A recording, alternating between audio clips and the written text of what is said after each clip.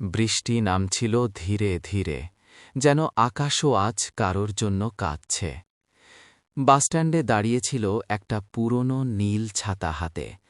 চারপাশে লোকজনের ভিড়, গাড়ির শব্দ, তবু তার ভেতরে অদ্ভুত এক নিস্তব্ধতা। আজ ৫ বছর পর সে এই শহরে ফিরেছে।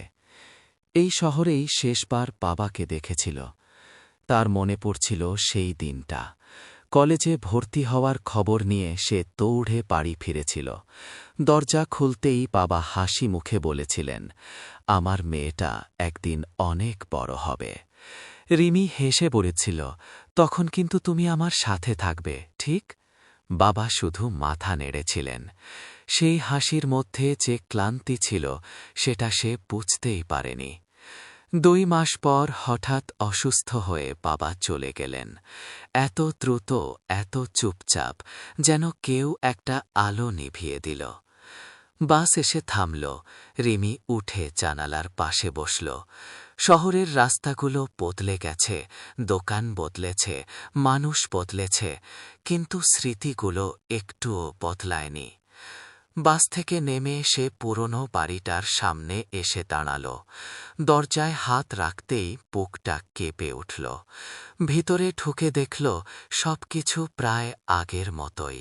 বাবার চেয়ারে এখনও সেই পুরনো কুশনটা আছে। সে ধীরে গিয়ে চেয়ারে বসে পড়ল। বাবা, আমি পেরেছি, ফিসফিস করে বলল সে। তুমি যেমন চেয়েছিলে আমি বড় হয়েছি, চাকরি পেয়েছি। তার গলা ভারী হয়ে এলো। কিন্তু তুমি তো দেখলে না।